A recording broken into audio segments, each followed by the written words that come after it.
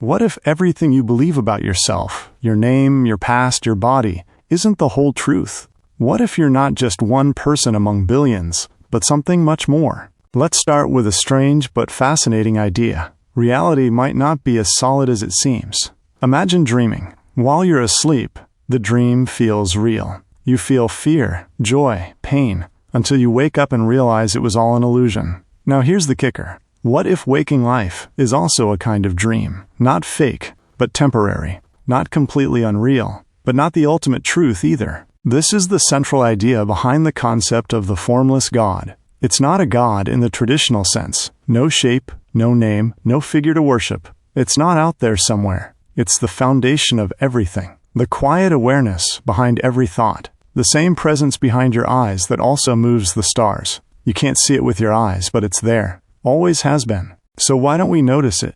Because we're too distracted. Our senses are tuned to change. Sights, sounds, emotions. We build our lives on what we can see and touch. But everything we see is temporary. It changes, ages, disappears. What doesn't change? That still, silent awareness behind it all. Look at the ocean. Waves come and go. Some are big, some small. But all of them are just the ocean, in motion. We're like those waves, appearing different, but made of the same stuff. This illusion of separateness is what ancient teachers called Maya. It's not a trick. It's more like a lens that makes things look divided when they're really not. Everything seems separate, but it's all part of one single, endless reality. Understanding this doesn't require joining a religion or believing anything blindly. It just means turning your attention inward, away from distractions and toward the awareness that's always been there. Meditation is one way to do this, not as a ritual, but as a practice of letting go. The key idea is simple but powerful. You are not separate. You were never separate. The formless, infinite reality that gave rise to the universe is the same essence that's within you right now. The journey isn't about becoming something new. It's about remembering what you've always been. And once you realize that, the illusion starts to break. That's the first step to real freedom. Look around you. Everything seems different. People, animals, trees, buildings, even your own reflection in the mirror. It all appears separate. You have your own name, your own story, your own problems. But here's something most people never question. What if this feeling of separateness is the biggest illusion of all? Science already tells us that everything is made of the same basic particles. A chair, a cat, your body, they're all just atoms arranged differently. But we rarely think about that. We focus on the surface, what things look like or how they behave, not the deeper truth of what they are. This is where things get interesting. Spiritual traditions have long claimed something even more radical. Not only is everything made of the same stuff, but there's also a single presence behind it all. An unchanging, formless reality that isn't visible but is always there. Think of it like the screen behind a movie. You see the images, hear the sounds, feel the emotions, but without the screen, none of it would appear. Imagine every person and object is like a character in a video game. The characters seem unique, with different shapes and stories. But behind them is one code, one source. That code runs everything, even though each character believes it's separate. Now apply that idea to life. What if everything you experience is like a part of one living system, one field of consciousness expressing itself in different forms? The idea isn't to deny the differences, but to see them for what they are, temporary expressions of something deeper. And this leads to a major insight. You don't have to become something new to find peace. You just have to realize what you already are. You stop feeling isolated. If you're not truly separate from others, the need to constantly compare or compete starts to fade. You suffer less. Pain still exists, but it no longer defines you. It becomes part of the passing weather, not who you are. You make clearer choices. When you see through the illusion of separateness, your actions naturally start to align with truth, not fear. So the question isn't, how do I find this formless truth? It's, what's keeping me from seeing it? And often, it's just distraction. Constant noise, constant thought, constant belief in things that don't last.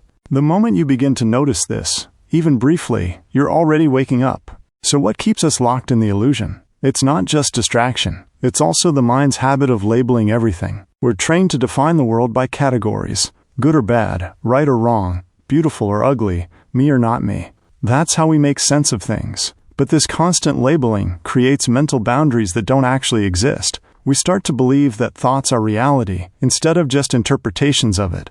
Imagine walking down the street and someone frowns at you. Instantly, the mind might say, "They don't like me," or "What did I do wrong?" But the truth is, you don't know anything about why they frowned. Maybe they're having a bad day. Maybe they weren't even looking at you. The reaction came not from reality, but from your interpretation of it. That's how the illusion keeps reinforcing itself. We don't just experience reality. We constantly judge it, reshape it in our minds, and then believe our version is the truth. The mind is a great tool, but a terrible master. It solves problems, plans ahead, and helps us navigate daily life. But it can't grasp the formless. Why? Because the formless can't be seen, touched, or measured. It can only be experienced, like the feeling of being aware, the quiet behind your thoughts. The moment you try to think about it, you're already turning it into something it's not. That's why so many people get stuck in concepts, beliefs, and spiritual systems, thinking about truth instead of experiencing it. So how do you experience it? By noticing what doesn't change. That silent part of you that's been there through every moment of your life, when you were a child, when you were upset, when you were laughing, that presence never goes away. Everything else changes. Your thoughts, emotions, beliefs, even your body. But awareness itself doesn't. This realization isn't just interesting, it's freeing. If you are not your thoughts, not your roles, not your temporary struggles, then who are you? You're the one who sees it all. The observer. The awareness itself. And once you see that, something subtle but powerful shifts. You stop chasing meaning in things that fade. You stop fearing what comes and goes. Instead, you begin to rest in what stays. The formless isn't an idea to believe in. It's something to remember. Not through effort, but through stillness. And in that stillness, something very real and very simple becomes clear. You are not separate. You never were. If awareness is constant, and everything else is changing, then why do we still feel lost, stressed, or incomplete? Because even after hearing the truth, we still identify with the temporary. We keep mistaking the wave for the ocean. We know intellectually that we're not just a body or a personality, but we keep reacting as if we are. You don't suffer because of life. You suffer because of identification. When a thought appears, "I'm not good enough. I'm afraid. I'll never be happy," it only has power if you believe it's you saying it. But if you can step back and simply observe the thought, without jumping into it, you see it for what it is, just a passing mental event. Close your eyes and notice the next thought that arises. Then ask, who noticed that? The fact that you could see the thought means you are not the thought. You are the awareness behind it. That space, the observer, is never disturbed. Thoughts and feelings come and go inside it, but it remains steady. That's the formless part of you. And the more you rest in that awareness, the less control the illusion has over you. Freedom doesn't come from fixing your life. It comes from seeing clearly. The goal isn't to stop all problems, silence all thoughts, or feel perfect all the time. The goal is to recognize that your deepest identity isn't touched by any of those things. You can still live, work, feel emotions, and handle challenges. But now, you're doing it from a grounded place, not chasing, not clinging, not lost. And that brings up a common misunderstanding, that awakening means withdrawing from life. It doesn't. It means being fully present in life, but without being controlled by it. Like a person in a play who knows they're acting. They can give their best performance without forgetting who they really are. Awakening is not about escaping. It's about finally arriving. You don't need to become anyone new. You don't need to collect spiritual knowledge or be better. You only need to stop mistaking the temporary for the real. And once that shift happens, even a little, everything changes. Not because the world changes, but because your relationship to it does. This is the turning point. The illusion begins to fall apart, not through force, but through simple clarity. By now, you might be wondering, if the truth is so simple, why don't more people realize it? The answer is simple too. We're too busy looking outward. From the moment we're born, we're trained to look outside ourselves for meaning, approval from others, achievements, possessions, success. We're taught that happiness is out there, and we must go find it. But here's the insight. You can't find lasting peace in things that don't last. Every time you get what you want, whether it's a job, relationship, or recognition, there's a brief high, followed by the return of restlessness, because the desire never ends. The mind always wants more, or something else. This isn't a flaw. It's how the mind works. It moves. It seeks. That's fine for survival, but not for peace. Peace isn't found by chasing. It's found by stopping. Not stopping your life, but stopping the belief that you are the voice in your head, the emotions in your chest, the story of your past. Peace begins the moment you stop trying to become and simply allow yourself to be. This doesn't mean giving up on goals. It means no longer tying your sense of identity to them.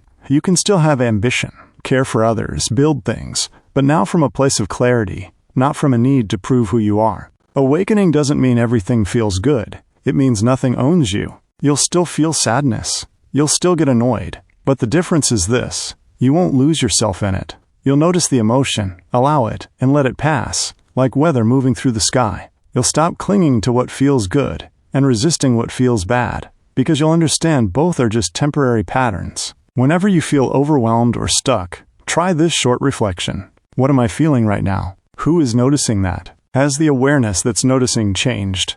When you do this, even for 30 seconds, you return to your natural state, still, present, untouched by the mental noise. That's the real you, not the anxious thought, not the story of failure, just the silent awareness that's always been here. And the more often you touch that awareness, the more the illusion loses its grip.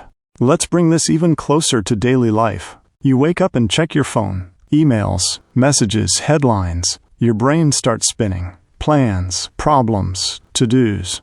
Before your feet hit the floor, you're already caught in motion. It's so automatic you barely notice it. But here's something you can try tomorrow morning. Pause before the rush. Even just 10 seconds. Before checking your phone, before thinking about the day. Just notice that you're awake. Notice the awareness that's already present, even before thoughts begin. That simple pause reveals something important. You are not your mind. Your mind is something you can watch, like watching traffic from a window. You don't have to get in every car. This realization is not just spiritual, it's practical. It gives you space. When you stop automatically reacting to every thought or feeling, you respond more clearly. You make better decisions. You stay grounded even when things get hard. You don't need to fix the mind. You just need to stop getting lost in it. The mind will always create thoughts. That's its job. But not all thoughts are helpful. Some are old habits, echoes of fear, or learned beliefs that no longer serve you. You don't need to believe everything your mind says. Just notice it, without judgment. A helpful way to practice this is what some call mental labeling. When a thought or emotion arises, just name it. Worry, doubt, planning, anger. Don't analyze it. Don't fight it. Just name it and let it pass.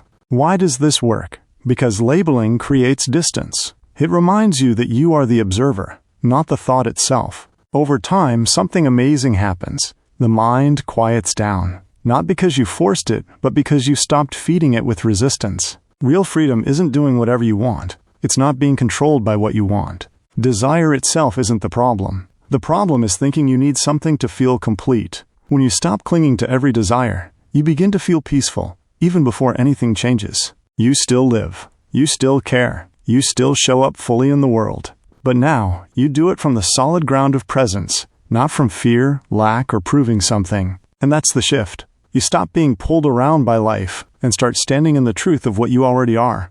At this point, the idea should be clear. The real you isn't your body, your thoughts, your history, or your emotions. You're the awareness behind it all. Silent, steady, always present. You don't need to wait to wake up. There's no special moment, no perfect mindset, no checklist to complete. Awakening doesn't happen later. It happens the moment you stop looking outside yourself and notice what's already here. The truth isn't hidden. It's just ignored. Covered up by noise, habits, and stories we've repeated so often, we forgot to question them. Every moment is a chance to see clearly. When you feel anger rising, notice it without becoming it. When you feel lonely, notice the awareness that's never alone. When you feel fear, look at it from the still place that fear can't touch. You won't be perfect at this. No one is.